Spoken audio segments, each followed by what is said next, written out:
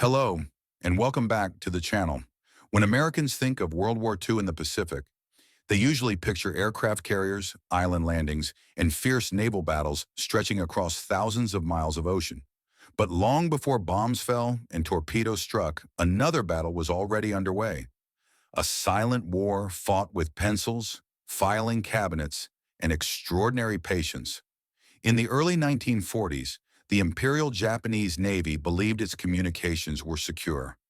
Their most important naval code, known to U.S. intelligence as JN-25, was considered unbreakable. It used complex codebooks combined with numerical additives that changed regularly. Japanese commanders trusted it completely. That confidence would prove fatal.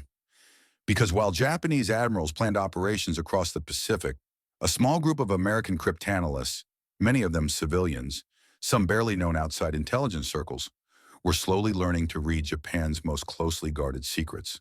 This is the story of how the United States cracked the Japanese naval code, and how intelligence, not firepower, turned the tide of the Pacific War. Long before Pearl Harbor, the U.S. Navy understood that future wars would be decided not only by ships and guns, but by information. In the 1920s and 1930s, American cryptography advanced quietly. One of its early pioneers was William F. Friedman, often called the father of American cryptology. Under his influence, both the Army and Navy began building professional code-breaking units. By the late 1930s, the Navy's cryptologic effort was centered in OP-20G, a classified section within naval intelligence. When Japan expanded aggressively in Asia, American analysts began intercepting Japanese naval radio traffic across the Pacific. The messages were encrypted, but patterns emerged: call signs, transmission habits, and operational rhythms. Even without full decryption, intelligence officers learned where Japanese fleets were operating.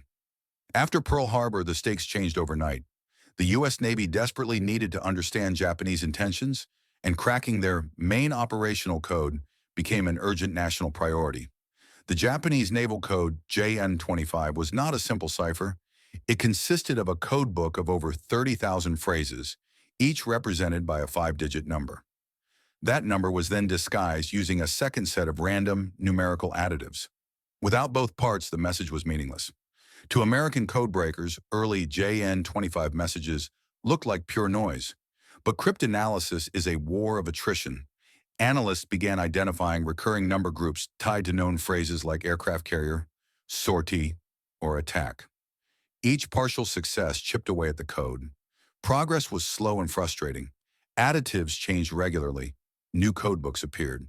But by early 1942, American analysts could partially read some operational messages, enough to suggest something big was coming. What they needed was confirmation.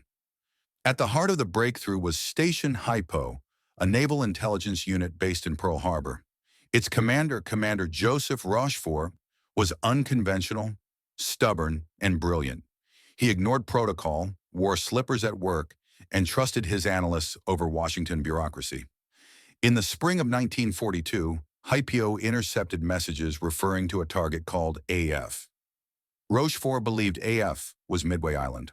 Washington wasn't convinced. So Rochefort devised a test. Midway was instructed to broadcast an unencrypted message stating its freshwater system had failed.